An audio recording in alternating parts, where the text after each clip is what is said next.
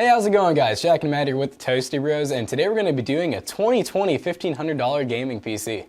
We are very excited to put together this PC because, well, it's going to deliver a lot of value for your money. But before we get into this PC, let's hear a word from today's sponsor. Today's video is brought to you by GVGMall, an online marketplace to gain access to some really awesome discounted game keys, and more specifically, Windows 10 licenses. And if you're interested, use the link down below and buy the Windows 10 Pro activation using our code TB20 to get 20% off. All you have to do to activate Windows 10 license is buy the key by using code TB20 and then throw the Windows 10 key into your Windows 10 activation on the system you wish to install it in, and boom, you have activated Windows 10 and you no longer have to look at that horrible watermark in the bottom right corner. So thanks again to GVGMall for sponsoring this video. Let's get right into the video, shall we? Alright guys, if you've been subscribed to the channel for a while, you would have seen we just recently did a $2,000 gaming PC, which was more of like a gaming / editing content creation PC featuring a Ryzen 9 3950X. Now for $2,000, it's a great PC because you're getting 16 cores and 32 threads, but basically what this computer is going to be for $1,500 is that minus the 3950X. We're going with the Ryzen 5 3600X,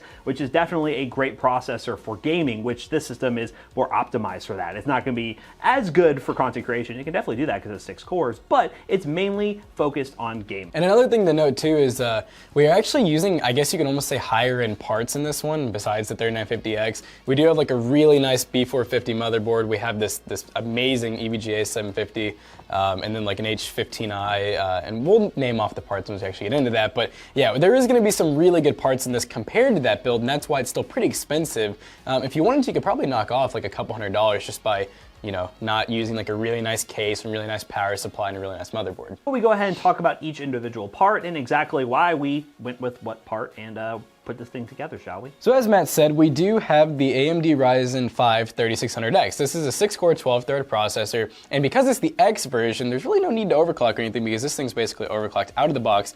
We're not going to be using the stock cooler because instead we're going to be using this really awesome cooler, which we usually stray away from nice coolers, but this is the Corsair H115i Pro. It has RGB on the block, and even though this is kind of like your standard 240mm cooler, it's actually a 280mm because it features two 140mm fans instead of the standard 120mm for even more cooling capacity.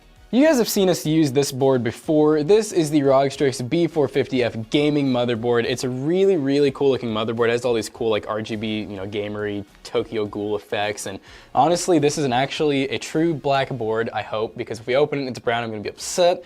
But we've used this before and we really like it. It comes in a little over $100, so it is a more expensive B450, but it's also a Strix. For RAM, we just went with 16 gigs. It's at 3600 megahertz, so very, very respectable speed. This is the Corsair RGB Vengeance Pro. Really, really good looking RAM, tall heat sinks, RGB like I said, and it's pretty good software and everything, so you don't have to worry about having like a million different RGB stuff. Plus, there's not a whole lot of RGB in this build, luckily. It's actually fairly simple. So now for the graphics card. This is literally the same graphics card we were using in our $2,000 PC. It is an RTX 2070 Super. Now this is one of the best graphics cards you can get for the money at around $530, depending on where you look, especially if you can get around 500 bucks, it's an even better buy. It is going to be a great 1080p, 1440p, even some 4K gaming graphics card. It's going to look really nice because EVGA really builds their graphics cards very well.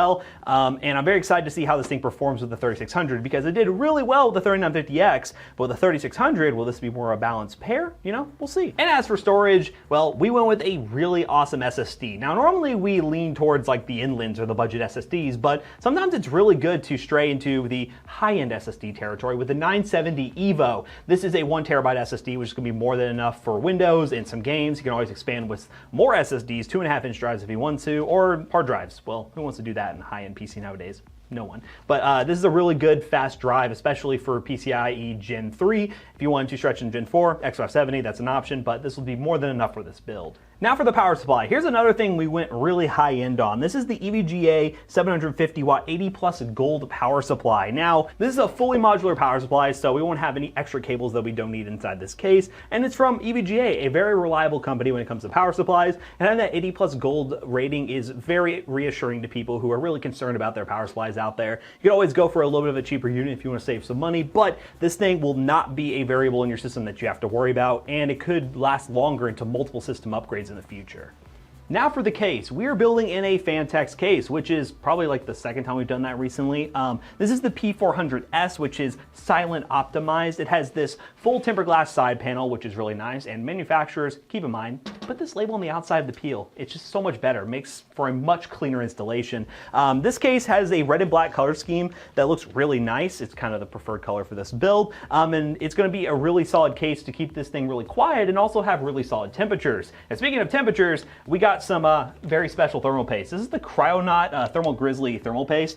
Kind of overkill for a PC build. You could probably run with the stuff that comes with your CPU or the CPU cooler that you get, but we wanted to give this stuff a shot. And Thermal Grizzly, if you're watching, you know, you could sponsor us with some really high-end thermal paste. We'll definitely use it in builds. But anyways, guys, that wraps up each individual part. How about we go ahead and put this thing together and see how it performs?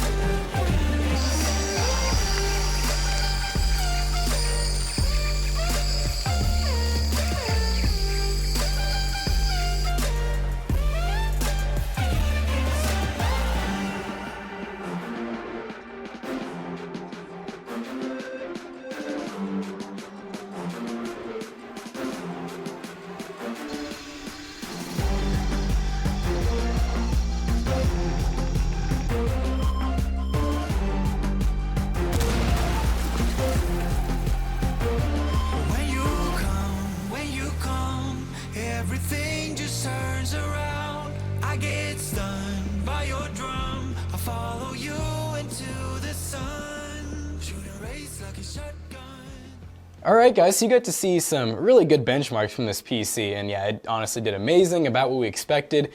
And honestly, compared to the 3950X PC, this one actually did like just as well for $500 less.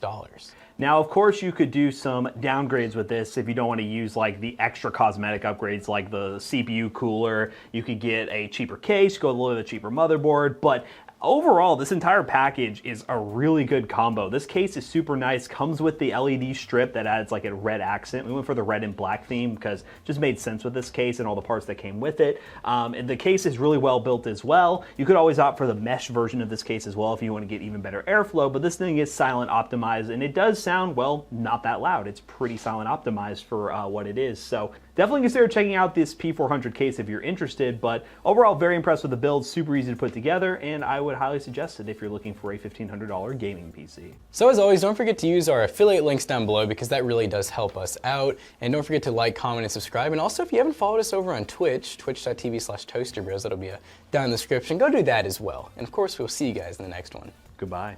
Adios.